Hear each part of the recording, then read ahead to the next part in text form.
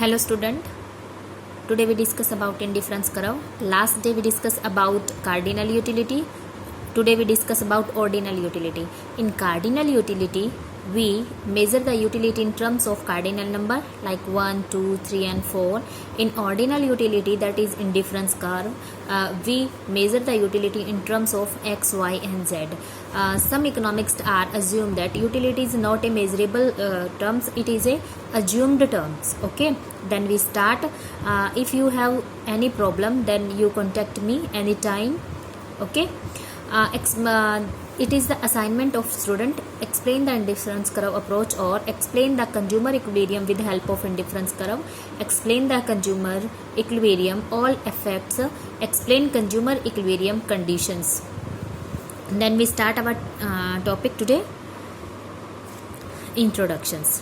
First of all, in 1881, British economist Edgeworth propounded the indifference curve analysis. In his book mathematical physics, economics था British का Edgeworth. इन 1881 में उसने indifference curve को प्रोपाउंड किया था, यानी कि बनाया था अपनी बुक में मैथमेटिकल फिजिक्स में. The concept was developed by Pareto in 1906. 1906 में पेरेटो ने इसको अच्छे तरीके से डेवलप किया था. 19th सेंचुरी में सबसे पहले पेरेटो ने इसको किया था. इन्होंने एक कॉन्सेप्ट दिया था, एक वर्ड दिया था 1881 में एजवर्थ ने, बट पेरेटो ने इसको 1906 में एक कॉन्सेप्ट डेवलप किया था. 1913 में ब्रिटिश इकोनॉमिक्स जॉनसन ने और 1915 में रशिया का इकोनॉमिक्स था स्लस्की. ये इसमें टी साइलेंट है, इसको स्लस्की बोला जाता है. स्लस्की ने इस कॉन्सेप्ट को दिया. 1881 से स्टार्ट हुआ था, 1906 में, 1930 में, 15 में, बट इसको अच्छे तरीके से फुली डिटेल से अच्छे तरीके से जो हम पढ़ते हैं जिसको, वो दिया था कॉन्सेप्ट J.R. हिक्स ने. It was discussed in details by Hicks in his book Value and Capital in 1939. Hicks gave the theory in 1939. His book Value and Capital.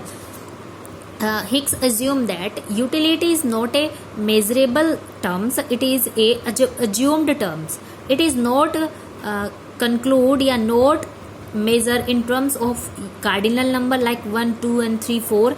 It is explained by the indifference curve. Some curves explain the choice of persons या choice of consumer behavior.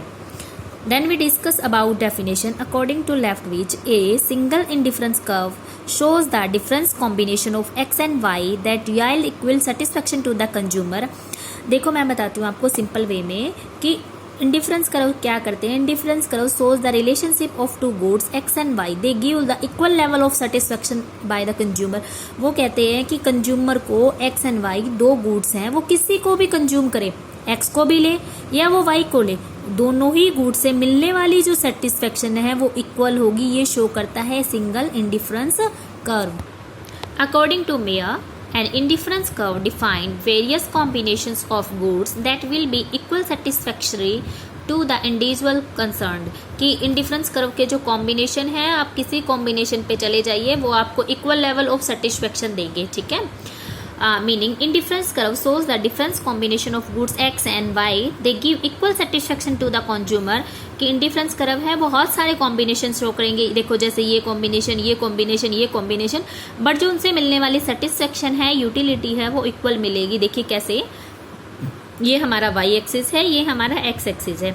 इस पे हम 7 लेंगे, यहाँ से हम ऐसे start होता है ना, 5 6 7 4 5 6 7 4 6 5 5 6 11 11 11 कि हम इस पॉइंट को चूज करें, इस कॉम्बिनेशन को लें, इस कॉम्बिनेशन को लें या इस कॉम्बिनेशन को लें. इससे मिलने वाली जो यूटिलिटी है, जो सेटिस्फेक्शन है, वो हमेशा इक्वल होगी. ये बात करें हम सिंगल इंडिफरेंस कर्व की. जब इंडिफरेंस कर्व सिंगल होगा, देन उसके किसी भी कॉम्बिनेशन को कंज्यूमर चूज करता है तो उससे मिलने वाली सेटिस्फेक्शन होती है वो इक्वल होती है. वो एक्स गुड्स को ले या वो वाई को ले, कोई इफेक्ट या कोई फर्क नहीं पड़ता वो कौन सी गुड्स को चूज कर रहा है. अगर एक्स की जगह वो वाई को अल्टरनेट करता है, वाई की जगह एक्स को सब्स्टिट्यूट करता है, तो कोई फर्क नहीं पड़ता, उससे मिलने वाली सेटिस्फेक्शन है वो इक्वल होगी.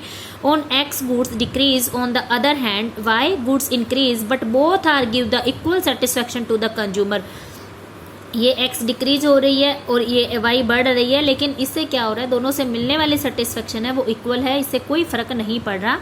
एक्सप्लेनेशन इसकी हम कुछ प्रॉपर्टीज़ हैं वो प्रॉपर्टीज़ करते हैं। देखिए इंडिफरेंस कर्व की, an indifference curve slope downward from left to right. ये देखो ये होता है हमारा राइट लेफ्ट और ये राइट, तो लेफ्ट टू राइट नीचे की तरफ इसका डाउनवर्ड स्लोप है। डाउनवर्ड स्लोप इसका क्यों होता है, क्योंकि दो गुड्स होती है, एक होती है एक्स एक होती है Y.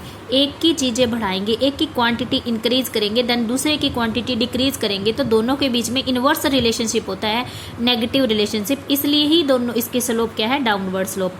Second property, convex to the origin point. Curve है वो कन्वेक्स होता है, वो कनकेव नहीं होता। इंडिफरेंस कर्व गुड्स के रिलेशनशिप को शो करता है, इसलिए वो कनकेव नहीं हो सकता, वो कन्वेक्स होता है। नेक्स्ट प्रॉपर्टी है, two indifference curve never touch as intersect each other. कहते हैं कि ना ही तो वो टच करते ना ही इंटरसेक्ट करते। इंटरसेक्ट का मतलब काटते एक दूसरे को, एक दूसरे में से होकर नहीं गुजरते। क्योंकि देखो मैंने एक प्रॉपर्टी में हम पढ़ते हैं कि higher indifference curve gives the higher level of utility. यहाँ से ये ज़्यादा यूटिलिटी देगा, यहाँ से ये ज़्यादा सेटिस्फेक्शन। अब इसमें देखो ये हायर है ना, यहाँ पे उसकी यूटिलिटी आई है इससे ज़्यादा, लेकिन इस कटने के बाद ये तो नीचे आ गया, यहाँ पे इसकी यूटिलिटी कम है, इसकी ज़्यादा हो गई, तो वो यहाँ पे तो दोनों की इक्वल है। वो कहता है कि एक इंडिफरेंस कर्व हाई है ना, तो हमेशा हाई यूटिलिटी गिव देगा हमें, वो कभी भी कम नहीं देगा, इसीलिए इंडिफरेंस कर्व एक दूसरे से कट नहीं हो सकते। अगर एक इंडिफरेंस कर्व हाई है तो वो हाई रहेगा, दूसरे वाला लो रहेगा। Indifference curve touch is neither x axis और नोर वाई। वो किसी भी एक्स को टच नहीं करेगा, वो ऐसे लगेगा कि टच कर रहा है, जीरो के बराबर आएगा पर वो टच नहीं करेगा, क्योंकि अगर टच करेगा तो वो गुड्स जीरो हो जाती है।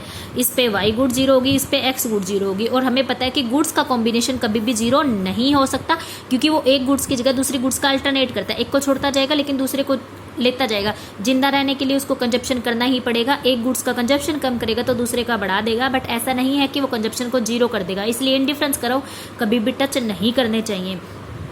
नेक्स्ट है, indifference curve need not to be parallel to each other. जरूरी नहीं कि वो एक दूसरे के पैरेलल हो, हमें बस इतना पता है higher indifference curve gives the higher level of utility, कि इंडिफरेंस कर्व जितना हाई होगा वो इतनी ही यूटिलिटी हमें देगा।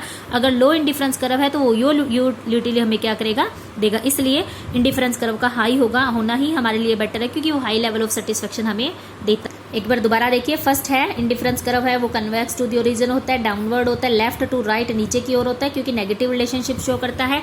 इंडिफरेंस कर्व दो इंडिफरेंस कर्व एक दूसरे को कभी कट नहीं करेंगे, इंटरसेक्ट नहीं करेंगे, टच नहीं करेंगे। Higher indifference curve gives the higher level of satisfaction. जितना इंडिफरेंस कर्व ऊपर होगा उतना ही ज्यादा सेटिस्फेक्शन देगा। Indifference curve never touch O axis या नेवर ओ वाई एक्सिस। वो किसी भी एक्सिस को टच नहीं करेगा, क्योंकि गुड्स कभी भी जीरो नहीं होती। इंडिफरेंस कर्व का पैरेलल होना जरूरी नहीं होता। तो ये हमने किया है इंडिफरेंस कर्व या ऑर्डिनल यूटिलिटी। इससे जुड़े हुए जो भी आपके डाउट हो आप मेरे से कॉन्टैक्ट कर सकते हैं। Thank you student.